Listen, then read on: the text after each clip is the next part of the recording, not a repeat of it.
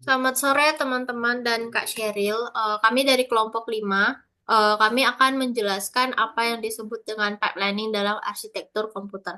Sebelumnya, izinkan saya memperkenalkan terlebih dahulu kelompok-kelompok kami, yaitu ada Edward. Edward itu yang gambarnya paling atas, dengan NIM 134. Kita semua angkatan 23. Kemudian ada Samuel. Samuel itu yang eh, gambar mukanya yang paling bawah. Kemudian ada saya sendiri, Valencia. Baik, untuk yang pertama, apa itu pipeline? Pipeline adalah teknik dalam arsitektur pemrosesan untuk meningkatkan efisiensi eksekusi instruksi. Mengapa pipeline menggunakan pemrosesan bertahap seperti jalur pada perakitan di pabrik? Contoh analogi sederhana yang kami ambil adalah sebuah pabrik pembuatan kentang goreng. Yang pertama, kupas kentang untuk menghilangkan kulit agar bersih. Yang kedua, potong kentang membentuk menjadi potongan yang kecil. Lalu yang ketiga, goreng kentang.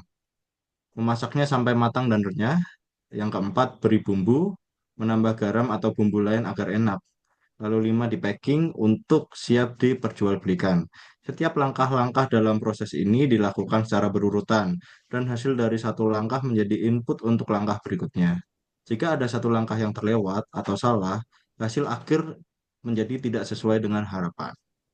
Dalam dunia teknologi, pipeline bekerja dengan cara yang sama.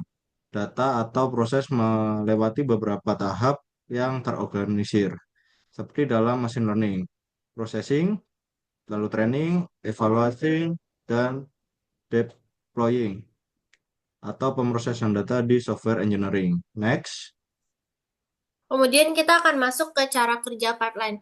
Jadi proses eksekusi instruksi dibagi menjadi beberapa tahap. Contoh umum tahap dalam instruksinya itu ada di RISC, yaitu ada satu fetch. Fetch itu tuh mengambil instruksi dari memori. Kemudian akan masuk ke yang namanya decode. Decode ini tuh menganalisis instruksi yang tadi udah diambil dari fetch untuk mengetahui apa yang harus dilakukan. Kemudian si execute ini akan menjalankan perintah yang tadi udah diketahui nih.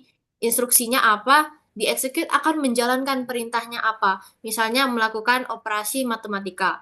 Kemudian akan masuk ke yang namanya memori. Jadi di sini itu bisa dipakai untuk menyimpan data ke memori jika diperlukan ataupun mengakses data ke memori jika diperlukan. Kemudian ada yang namanya write back. Write back ini adalah menyimpan hasil ke register, yaitu penyimpanan sementara. Semua tahap ini berjalan secara simultan dalam siklus yang berbeda. Kemudian ada yang namanya perbandingan eksekusi tanpa pipeline. Jadi simpelnya kalau tanpa pipeline, setiap eksekusi itu dilakukan secara satu persatu sampai selesai, kemudian baru start ke instruksi berikutnya sehingga bikin instruksinya tuh berjalan lebih lama. Dengan adanya pipeline, beberapa instruksi itu bisa dilakukan secara bersamaan, tapi juga secara paralel gitu. Contohnya itu ada di sini. Ketika tanpa pipeline, instruksi satu ini dia akan menjalankan satu sampai 5 secara satu persatu. Kemudian setelah selesai di bagian write back, baru akan dilakukan lagi dari awal. Ini, kemudian sampai ke siklus clock yang ke-20. Ini tuh nggak efisien karena dilakukan secara satu persatu dan lambat. Sementara dengan kemajuan teknologi kita membutuhkan teknologi yang cepat. Oleh karena itu, kita pakai yang namanya pipeline. Dengan adanya pipeline, instruksi itu bisa dilakukan secara bersamaan dalam paralel yang berbeda-beda seperti ini. Kemudian juga mempersingkat siklus clock-nya. Tadi itu siklus clock-nya ada sampai di angka 20 karena kan ada 5 instruksi. Kemudian maksudnya ada 5 siklus dan 4 instruksi. Sehingga ada 20 siklus clock nih. 4 dikali sama 5. Dengan adanya pipeline, kita tuh nggak perlu capek-capek untuk nunggu itu satu persatu sampai 20 siklus clock.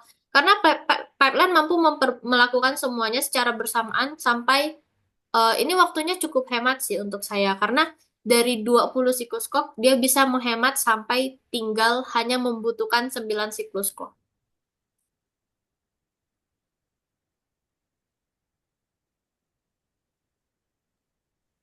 Nih, lanjut itu kita punya manfaat dari pipelining itu sendiri. Jadi yang pertama itu dia tuh meningkatkan kinerja. Jadi pipelining itu memungkinkan komputer melakukan banyak eksekusi dalam waktu yang singkat. Terus tuh yang kedua mengurangi waktu penyelesaian. Jadi setelah pipeliningnya penuh, setiap instruksi itu bisa diselesaikan lebih cepat hanya dalam satu siklus gitu. Terus itu juga untuk pemanfaatan prosesor yang lebih efisien. Jadi semua tahap pemrosesan itu dapat berjalan bersamaan sehingga unit pemrosesan bisa digunakan lebih baik. Next.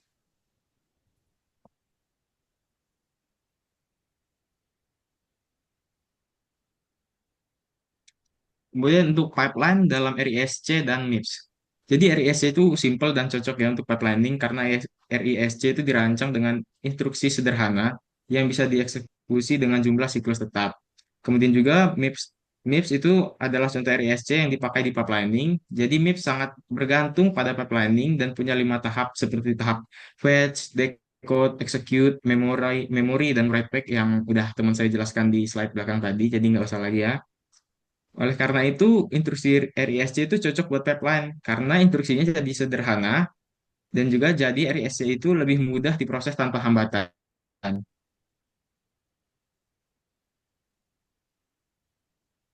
Simpulan, pipeline adalah teknik penting dalam desain pemrosesan modern untuk meningkatkan efisiensi eksekusi instruksi. Dibanding dengan eksekusi beruntun, pipeline dapat memproses instruksi lebih cepat. RISC dan MIPS sangat bergantung pada konsep ini untuk meningkatkan performa prosesor. Sekian presentasi dari kami kelompok 5. Terima kasih. Terima kasih Kak Sheryl, sampai jumpa semester depan. Semoga kita lulus, amin.